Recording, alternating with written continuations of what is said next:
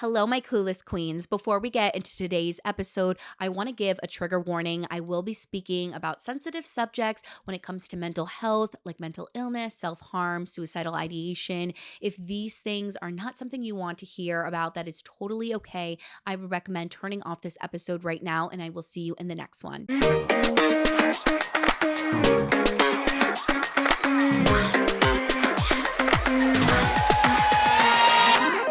Hello, my clueless queens. Welcome back to the Completely Clueless podcast. I am your host, Sarah Alice Liddy, and I got some updates for you guys on my life. I feel like it's been a second since I've sort of addressed the elephant in the room of, girl, you do not have a job. You're living back at home in your childhood home. Like, what is going on? I feel like I've sort of left you guys with a bit of a cliffhanger in that explanation episode a couple episodes ago about why I quit my job and all of that. But I have an update. I got a survival job, which is very exciting. And honestly, it is making me feel a lot better mentally.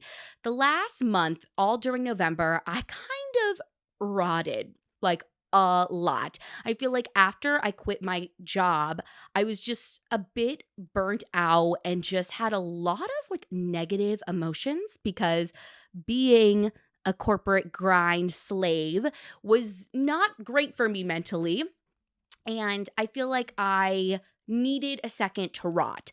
I wish I would have tried to climb out of my rot hole a bit earlier because, as somebody with anxiety and can be prone to depression, I feel like the longer I let myself sit in a rotting phase, the harder it is to get out of it, the more depressed I feel. Like towards the end of it, I was like, okay, like we got to get out of this. I'm starting to feel like I always want to be asleep and in bed, and that's just like not great for me mentally. And to be quite honest, I was a bit anxious about starting this job.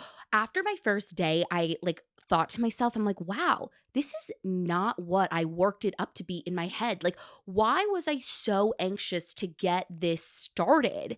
And I think it's having those experiences and then remembering the next time, like you're starting something new and recalling, like, oh, I've done this before and it wasn't that bad. Like, just remember that. So, having that experience, I think, was good for me because I really feel like I pushed off starting my survival job because I was just like, I don't want to work again. I don't want to feel so like, what is the word? So just like drained. That's the word. So drained from the working all day. And then you get home and it's pitch black dark and you eat and you fall asleep and you do it all over again. Like, that like really just sad cycle of work, eat, sleep, work, eat, sleep.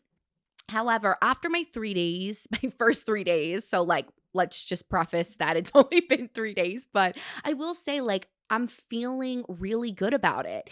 Have I mentioned what I'm even doing yet? I don't know if I had. If I haven't, I am working in a grocery store, specifically in their bakery department, which I feel like is like cutesy. Like, come on, like me, like as a bakery queen, like it is really cute.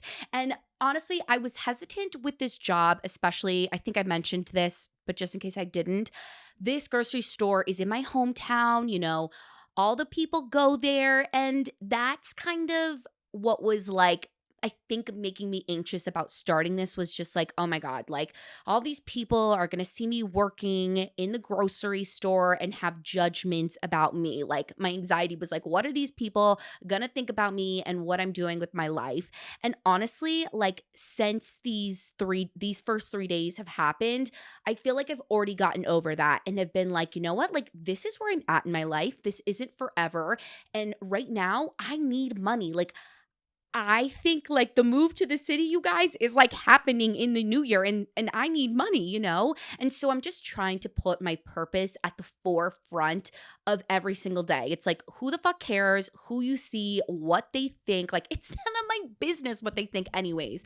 You're in a good spot. You're doing what you need to do to get by, and that's just like the most important thing. And honestly, you guys, like I know it's only been 3 days, but like I feel like I'm really enjoying it. My coworkers are all so nice. They're all so thoughtful, caring, and helpful. Like literally, they all are just like helping me with anything I need. I can ask any question to them. And I think that's really important is when you feel like you're in a space that you feel safe to be like, hey, like, how do you do this? How do you do that? And like, when people respond, they're not like, ugh, how do you not already know how to do that? You know, like they're willing to teach you and help you figure out how to do what they're doing in the job, you know? I ended up having to open on my second day, which was a little bit intimidating, but honestly, like by the end of that first day, like people were like, "Are you nervous? Are you okay?" And I was like, "Yeah, I'm going to be okay because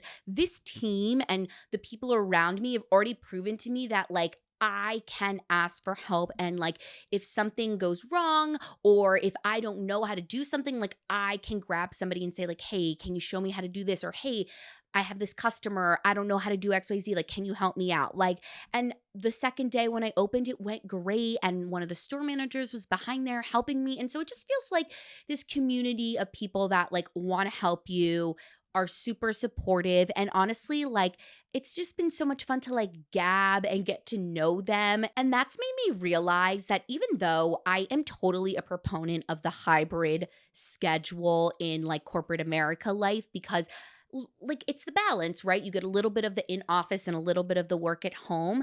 I feel like this experience has reminded me like why it's so important to have in office, in person work environments, because at my last job, it started as a fully remote job. So, and we were allowed to go into the office like here and there. And like when I was doing content shoots for the brand that I worked on, I would obviously go in because that has to be in person. However, for the first like 6 to 8 months that I worked at this job, like it was mainly at home. And it was really hard to get to know people that way, right? Because you're really only seeing people when you are doing something for work. And then when we started going into the office, you know, you find those little in between moments where you get lunch with a friend, where you talk with them, or you gossip, or you get coffee, you know what I mean? But in this job, I had to start right in person. Like, it can't do bakery work from home. And I think it's just reminded me how important like human connection is. And especially when you're getting to know people, like that first day, the coworkers I was working with, like we were just all like getting to know each other, asking questions. And it was nice because they were asking me questions too. And then I was able to ask them questions. I think sometimes, like, you ever meet people and they just don't ask you anything about yourself. And so you're having to just like ask and ask and ask to keep the conversation going. And I feel like podcasting, especially doing like the interviews, has really helped me with that. Like, in order to get to know somebody, like I'll just start asking questions. But it kind of sucks when nobody asks you the questions back. And so it was so nice. This one girl, like, she was asking me things about myself, like, what do you like to watch? We started talking about RuPaul and reality TV and suggesting shows to each other. And you know, it's just like stuff like that that makes you feel like good and you're like, oh, like human connection is good, you know? Yeah, so things are going well. I'm happy that I'm working. Oh my God, the first 3 days though, I had to work 7 to 3. And so I had to wake up at 5 a.m. and it was so tough. By Friday night, like you guys, I went to bed at 11:30 on Friday night and I slept until noon the next day. I was exhausted after the 3 days, especially because, and something that I think is really good for me about this job is I have to be on my feet. Working in corporate America the last like 2.5 years, like including the internship I had before my last job, I was not on my feet very much, especially the last year when I moved into my apartment in the city. Like, I was so sedentary and it was really starting to affect my body. My hips were always hurting, my lower back. Like, I just was not mobile at all. And so it's really great that this job is forcing me to like move my body, be on my feet. You know, you're constantly up, down, all around doing things, especially because it's the holiday season and, you know, like bakery life and the you, you guys, I'm like, you know, bakery life and the holiday season, like I know anything, but all I know is that it's busy, you know, like customer service in the holiday season is busy. So, you know, we are just like a well-oiled machine. I am making baguettes like there's nobody's business, you guys. It's giving Marie the baguettes hurry up. Like literally, I make so many baguettes all day, every day. And it's fun. Like I can't complain about it. And I think what's most important that I've realized in the last 3 days is that when I come home from work, I don't feel like I don't want to do my own content or the podcast. I feel like I have energy to do those things, which I didn't have energy to do before because I was making content all day. So it feels like this nice separation. Like I can go and worry about making baguettes, cookie platters, and cream puffs all day. And then by the time I get home, I can edit my like vlog footage. I can think of ideas. I can edit the podcast, and it's not like draining work. So that's the update on that. Things are good, and it feels like I've taken a step forward in this time in my life where I'm kind of like in progress. That's what I've been talking a lot about in therapy and trying to accept and realize is that I am really in this phase of life right now where I am in progress. And Olivia actually gave me the best analogy that is really helping me to find acceptance of this like figuring out phase of my life because I feel like for me and for so many others like it just poses so much uncertainty and fear that it's uncomfortable and therefore we're just like so down on ourselves about being in this period of life and you just don't really feel that great. But Olivia compared this part of my life to renovating a home and they were like, Sarah, you are under renovation right now. And I just love that one because it gives me an image and I'm such a visual like learner and so seeing like right the image of a house like completely bare bones and knowing how long and how complicated home renovation is, right? Like applying that to the phase of life that I'm in, it it makes so much sense and it's so much easier to like accept. I don't know why, but like if that helps anybody else out, like if you're just in this phase of life where you just are so uncertain, you're making a career change, a life pivot, or you're just like living life and feeling confused about how to make it through, like think about yourself as a home and you're renovating a home. And, maybe like certain parts of your home are done, but like your bathroom isn't, and you're like knocking it down. And like something that I think about a lot with the home renovation analogy is that like homes take so long to renovate and they're complicated to renovate. And like this person ordered the wrong part and like whatever. And I feel like that is such a great analogy for how like life in progress is, right? Because like you try something, it doesn't work. You got to go back to this point, or, it works in this way. So you like make a pivot to like the left, you know what I mean? Like it's kind of like that. And so I've been really looking at my life as a renovation right now. And so it feels good to have like one little screw tightly wound on my home that I am renovating with starting this survival job. And again, like I'm not sure how long I'll be at this job because like I said a little earlier, like it is looking like I will maybe I don't it's so hard because I don't want to like jinx anything, but like it's looking like the city will be in my near future again. Um and so yeah, but for now I'm just like relishing in what I'm feeling, the positive energy, waking up early and having somewhere to go. Like, I just think all of that stuff is good for me. It's good for you. Something that Meg J always says is like when she works with 20 somethings, she's like, I don't like to work with 20 somethings that don't have a job.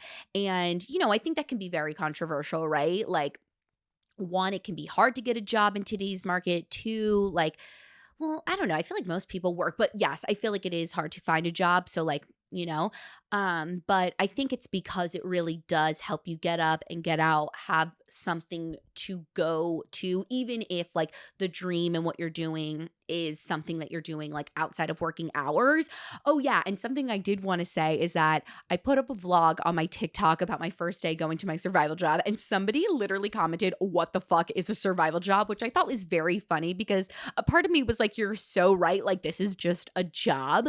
But I do feel like a survival job is different from like a regular job because personally, I see a survival job like as your means of survival, right? As somebody that grew up as an actor, it was often told to me like you will have a survival job while you are auditioning trying to make the dream work. And I see so many of my friends do it, right? They work in retail, they work in the restaurant industry while they are auditioning, and then if they get a role, they leave that job and they go and do the thing, right? So I think to me, a survival job is your means of survival while you are pursuing a dream. It is a job that is not in the career field that you necessarily want to be in. However, we all have bills to pay. We all need money in this capitalistic society. So, you got to work and it's a survival job. I don't know. I like the term. I think it helps me not see this job as my forever, right? It's just the foundation I need to like, yeah, pay my bills, have like the money to go out to dinner with friends, to save, etc.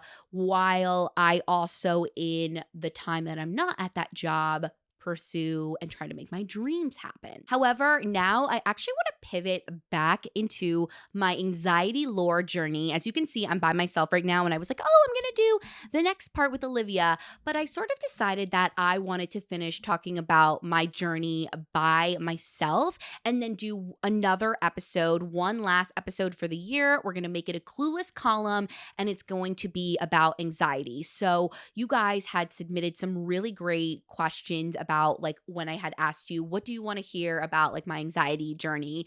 And I really want to address those questions and give them their time. And I want to put up another Q&A box on the podcast Instagram, which is at Completely Clueless Pod, so that you guys can ask more questions and we can talk about them with our residential clueless therapist, Olivia, in the next episode. So that is the little game plan for the rest of the year. You'll have this episode, we'll have the next episode, and then I'm taking 3 weeks of holiday vacation. So again, before we get started, I just want to disclaim that this is not medical advice. This is my journey with mental illness and anxiety. If you are struggling with your mental health, I highly, highly urge you and recommend you to go see a professional, go see your doctor, talk to somebody that loves and supports you, and reach out for help. It is the best thing that I ever did for myself. And I just want to give a quick trigger warning. We are going to be talking about sensitive topics in the mental health sphere, such as self-harm, suicide, mental illness, etc. So if that is something that you do not want to listen to, that is A-okay. I would just recommend turning off this podcast now and going about your day. And I'll see you in the next episode. All right, you guys, let's pick up where we left off, which is me leaving college to go to an outpatient program back at home in New York. Just a little recap. At the beginning of my junior year, I was experiencing a lot of depressive symptoms, like not wanting to get out of bed, losing passion for the things I love, isolating and not wanting to socialize. And so I went to my voice teacher about this because she was a professor at school that I really trusted. And she suggested that I speak to my parents and medical professionals about it. And that is what we did together. And then a couple hours later, that same day, I was on a flight home to go back home, see my parents, and figure out what was going on. So I get home from college and it was hard. And I think it was really hard on my parents to see me this way because it was so opposite of who I've ever been. I was always so fueled by anxiety and my go-getter spirit that being down and not wanting to do anything was, I think, hard for them to see. And honestly, at times it was hard for me to like explain to them. Like, example, I remember the first couple weeks I was home, my dad was like, "Oh, you should go to Soul Cycle and do this and do that." And I was like trying to get him to understand, like, I wish I could go to Soul Cycle and I could be in this phase of like, trying to piece my life back together. But like, I can barely get out of bed, change my clothes, go outside. Like, I just needed to focus on, rehabilitating the very, very basic foundations of my life. And I think that is what is so shocking and so jarring about depression is that you lose the ability to function as a human, to do the littlest things like take a shower, brush your teeth, wash your face, change out of your pajamas.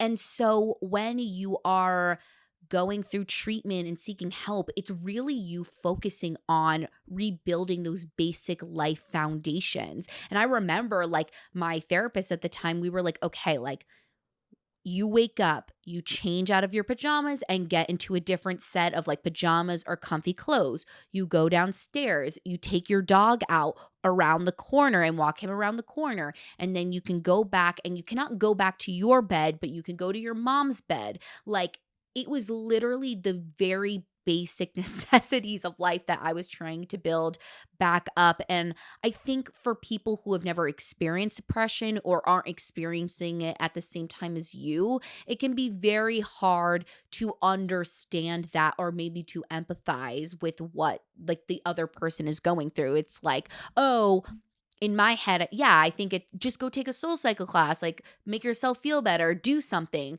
But the other person, it's literally the biggest feat is to like get out of bed, so that's not really equivalent.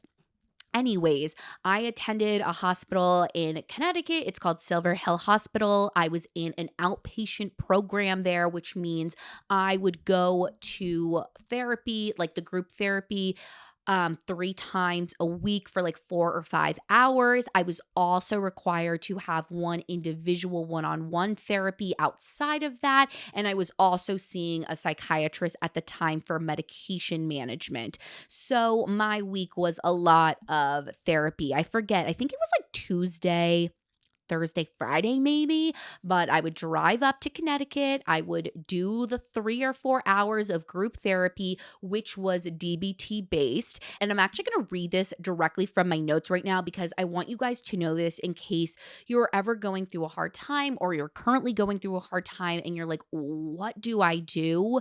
A lot of IOPs, which is intensive outpatient programs, focus on DBT, dialectical behavioral therapy, because it really helps in crisis or distressing moments. And basically, you literally get this workbook that you work out of in the therapy, and you focus on distress tolerance, emotional regulation, mindfulness, and interpersonal effectiveness.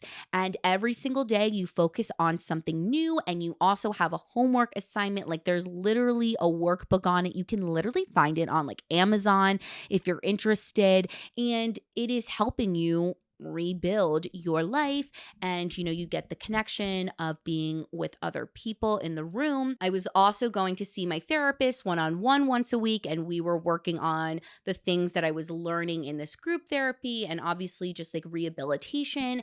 And then I also got a new psychiatrist, which was really great because the one that just prescribed me Prozac and never checked up on me, never did like a 3-month check-in or even like a check-in right after I started taking the medication, which is like very normal. I'm glad I got to leave that behind and go to a new psychiatrist who I still see today and I think is absolutely incredible, because the thing about psychiatric meds is like there's a lot of trial and error and testing and figuring out what's going to work for you, and what may work in one stage of your life may not work in another stage of your life. Like every 3 months we still meet and she still asks me like, are these working for you? Oh, do you want to adjust this or adjust that? And da da da da da. And so during that time, we found a cocktail of medications that worked for me. However, guys, this is really embarrassing to admit. I did not take my medications. I didn't. And I didn't take them consistently. Like I would take one every other day, sometimes. Like there was just no consistency in taking my medications. And honestly, it really pushed back my healing a lot. Like it's kind of crazy. And I still struggle with this today. Like, I feel like I've told you guys this. Like, I will go to the doctor. The doctor will give me a medication. Oh, reach out to this doctor because you need extra help here or like whatever. And I won't do it.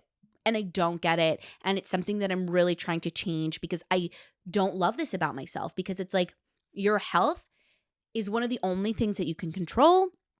It's like something that you need to give time and energy to. And it's just like, I don't understand why I don't care about my health sometimes, why I'm not proactive about it, why when I was at my lowest am I depressed and I finally found a medication that worked for me, like why I didn't continue to take it consistently. Like I wish I had the answer. And I wonder if anybody else struggles with this. Like if you guys do, like please DM me, like maybe I'll feel less bad about myself. But like, yeah, it's just something I've really noticed in the last couple of years that I struggle with. And the biggest indicator of the struggle was when, yeah, I went to a psychiatrist. We finally found a cocktail of medications that worked for me, and I just did not take them. And so I was literally continuing to suffer when I had the medication there to help me. And the thing about medications is they're not the end all be all. They are not going to be the solution to your mental health issues, right? They are simply the foundation in which you can start building the house upon. And so by not taking these medications, I was not able to make my foundation in which I could build my house upon. And so I just continue to really suffer a lot. And it wasn't until I started taking my medications consistently that I started to see improvement in my anxiety, in my depression, and my day-to-day life, because now that I'm at equilibrium because of the medications, I can start to think more clearly, have more energy, have the ability to cope, like something that I struggle with in general, but especially when I wasn't on my medications, was I wasn't able to do opposite action. And in DBT, CBT therapy, opposite action is simply just doing the opposite of what you want to do, right? So when I was depressed, my brain was telling me, I want to stay in bed. I just want to lay here and watch TV. However, in opposite action, it would be, okay, let me get up, let me change my clothes, let me get a glass of water. And then, maybe I could come back to the bed, back to watching TV. However, you have to, get yourself to do the opposite of what you want to do in order for it to be effective. And most times you will realize that when you do opposite action and you just do it small steps at a time, right? So if I don't want to get out of bed, the first opposite action may be I'm going to get out of bed and go to the bathroom. And then the second one could be I'm going to change out of these pajamas and into a comfy pair of sweats. And you just keep building and building and building. And all of a sudden, you'll notice that by slowly doing the opposite of what you want to do, you actually feel better. And you realize, wait, this wasn't as hard or as bad or as terrible as I thought it was going to be, right? However, when I wasn't on my medications, it was really, really, really, really, really, really, really, really hard to do that, right? Like, think about taking a math test without a calculator. That is basically what I was doing to myself, right? Like, I look back and I am enraged at myself for doing this. However, we got there eventually. And that's all that matters. However, it really wasn't until I was out of college that I started taking my medications daily. So if you calculate that, that is a year and a half after I started seeing my psychiatrist that I finally started to take my medication management seriously.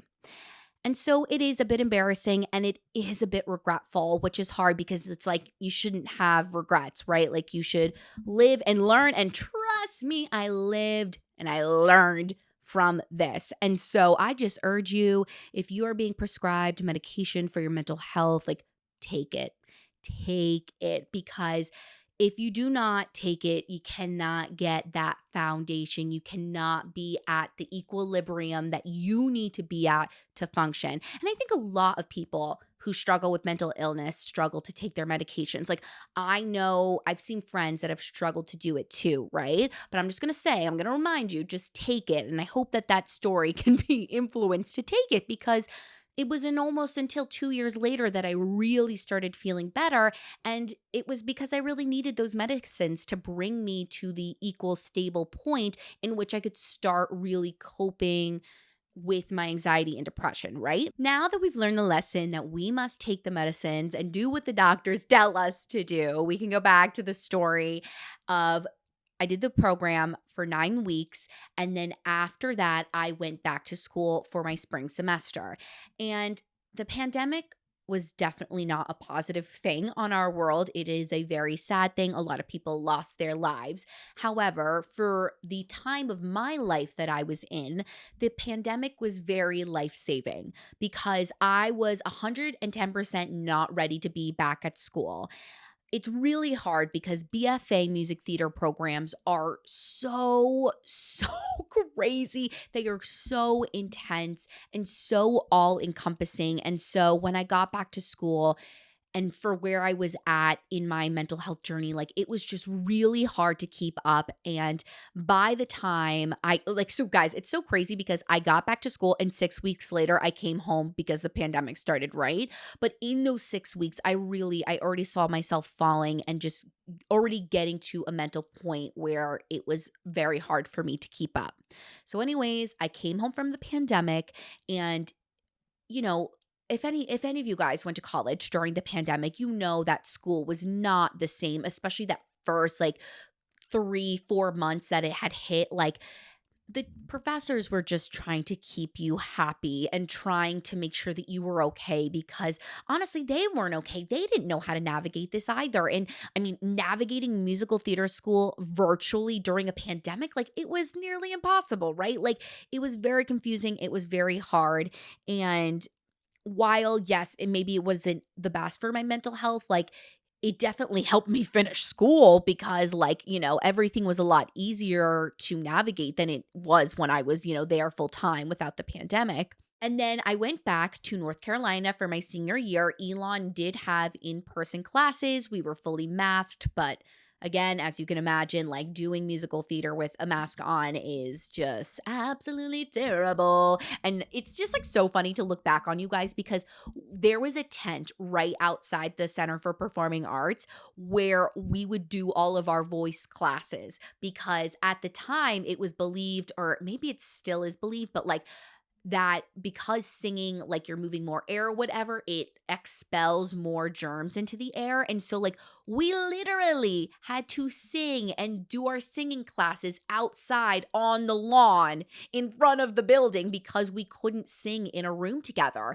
And we also did a lot of like pre recording our voices and we would lip sync to them. Like, it was just crazy. So, that year, again, like, I just think everybody was trying to make it through. No one was judging you for anything. However, I feel like I took advantage of that a little bit because, I was already in a mentally bad place. And then, you know, you're in college and you're supposed to be having this college experience and you're paying for your education and it all just really sucks. You can only see the same four people. You're supposed to be going to school for musical theater and you're not even really doing that.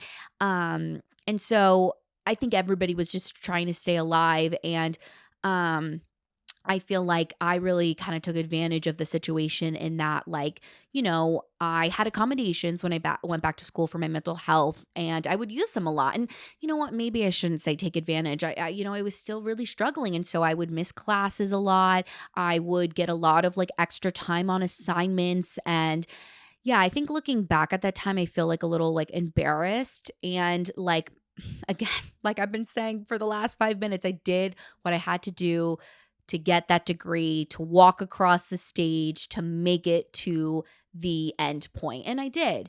And I think anybody who went to college during the pandemic, like kudos to us. We did that. It is such a weird experience. And I've met so many people, like even Olivia is like, I can't imagine having to go to school during the pandemic. Like that is actually awful, like college. And so yeah, it was a really hard experience. And then also my senior year, my sexuality came into play, which was so great for my mental health, right? So the beginning of my senior year, September, I came out to my closest family and friends. Um, as bisexual, and I had also started my relationship with Olivia. And so I'm not really going to get into the nitty gritty of all of that because Audrey and I had done a bunch of episodes on our sexualities, our coming out stories, and I'm happy to do a refresher episode if anybody feels or wants that. But on the screen, I'll put some episodes that you can go to if you're interested in hearing more in depth about like my sexuality and navigating that. However, what I will say is that when I came out and finally started addressing feelings and thoughts that I was having since the age of 12, it was a lot on my mental health and especially my anxiety. I had a lot of like compulsive, I think that's the word, thoughts about like my sexuality and navigating it. I had a lot of internalized homophobia, and that internalized homophobia resulted in a lot of anxiety and spiraling thoughts about myself, what other people are going to think of this, and just like, yeah, navigating through internalized homophobia. I'm not going to get like into the in depths of like some of the like thoughts I was having because those are like really deeply personal and I'm not sure I want to or am ready to share those things. However, I will say that internalized homophobia is real. And if you are exploring your sexuality or you've been out for a while, like I'm 4 years into this and I still will have times where my anxiety gets to me about my sexuality. Just know that you're like not alone in that because for the first 2 years of my relationship, like I did struggle with so much anxiety about my sexuality, about my relationship, what it meant about me, and everything, and it really weighed me down for a long time. However, what I will say is once I started being open and honest about the things that I was thinking and feeling with my partner in therapy is when I really was finally able to get over those things and move past them. I think the best thing that has happened to me in my relationship is learning to have healthy, open, honest communication with my partner, and feeling comfortable doing that. Because prior to that, I was just like keeping all of these thoughts inside and they were like building up upon each other. And then I had this moment where I absolutely exploded, right? Um, and then when Olivia and I got back together, and we were like, all right, like we're not going to continue this cycle. Like we're going to work for a better future. I think a huge part of that was us learning and working on our communication and me realizing that I'm in a safe relationship, that I can be open and honest about anything and everything I'm feeling. And it's really changed my life. It's changed the all the anxiety I had about like my sexuality, what it meant and all those things. But yeah, figuring out that I was bisexual and coming to terms with it was definitely another thing that rocked my senior year and impacted my mental health for sure. And now at this point, I've graduated from college and I'll just do like a little like overview of kind of what I've been going through and figuring out about me, myself, my mental health these last nearly 4 years of being out of college, which is crazy, you guys. I cannot believe this May will be like the fourth year, my completion of my senior year of post grad life. Like, that is so weird to me. However, I think like out of college, I've been struggling a lot with a couple of things, of course. One thing that I've definitely been struggling with, and it's so funny because prior to recording this episode, I was like tidying up my room a bit and I was watching Lauren Giraldo's Vlogmas. And, you know, she recently moved back to her home in Arizona and, you know, she's struggling with how she's feeling about herself and life and whatever. And she was like, you know, now that I'm back in this home after like a year and a half of being away from it, like, I remember the girl that I was in this house, you know, before I left and moved to Miami. And, you know, she's like, that girl woke up at 5 a.m., was working out consistently, like all of these, you know, amazing, you know, things that she felt about herself at the time. And you know, she wants to get back to that, right? And it reminds me of how I felt a lot my senior year and like the first couple of years I was post grad. I was just like, I want to get back to the girl I was before I was depressed. I was like, I will do anything, or I would do anything to be that girl again, because that girl was the go-getter, grind, grind, grind, would do anything to make her career happen. And now I'm not that girl anymore. And that was really hard for me to deal with. It was hard for me to realize that I wasn't ever going to be that girl again. Oh my God, why am I getting emotional? I feel like, ooh, feel some tears coming on. But yeah, it was really hard for me to let that part of myself go, because that girl is so much of like all the success I had when I was younger, right? However, she was also really struggling herself and she didn't even know it, right? Like, you guys, like, I was so anxious for so many years, and that resulted in a multi-year depressive episode that, yeah, it changed my life. It changed the way that I navigate through life. Like, and yeah, for a while, I just wanted to be that girl so badly again. I wanted to be the girl that did everything, anything, for her career and for her success. And on the other side of all of this, like, I now struggle with a lot of anxiety around getting really depressed again. I really conserve my energy to another degree. And again, that all or nothing, like, it can be really hard for me to navigate. Sometimes I conserve my energy way too much. I am so fearful of getting that down again, that, like, I can be overly cautious with my energy. I can be very easily overwhelmed, and that's not exactly what I want either. And I think that's the part of the phase of my life that I'm in right now, is navigating how to not like be at these two extremes, right? I've been talking about that a bit in this lore that I've been explaining to you guys. But yeah, I think like I went from, right, being super duper anxious to super duper low, and then I was like, okay, I don't want to go back down there, so I'm just going to not do things that overwhelm me. And that doesn't work. That doesn't work. Unfortunately, as much as I wish that I could avoid all the things that make me feel super overwhelmed and anxious, like, I cannot do that. Like, there's a lot of things in life that make me feel anxious, right? And so I think I'm in this phase of my life right now where I'm learning to kind of find my median, my equilibrium. How can I protect and conserve my energy to a healthy extent, while also knowing when it's time to go get, it's time to put myself out there. I actually said that in my last therapy session. I was like, how can I just push myself a little bit more? How can I get just a little bit more from myself? Because I feel like I can, right? I feel like I am conserving my energy just a little bit too much. I'm getting easily overwhelmed too much. Like, how can I push myself without going all the way over to the grind, grind, grind, eat, sleep, career, over and over again. And I haven't figured it out yet. And that's okay. I know it's going to take some time to figure that out, and to figure out what some sort of balance looks like for me. And I know a lot of people are like, balance isn't real. And look, maybe it isn't 100% real. And like I've said, I really don't want to be living in this all or nothing lifestyle where it's like 6 months of all, 6 months of nothing. So there's got to be some balance of that, am I right? But I feel like these last 4 years have been characterized by a lot of anxiety about getting depressed again, needing to accept and let go of older versions of myself.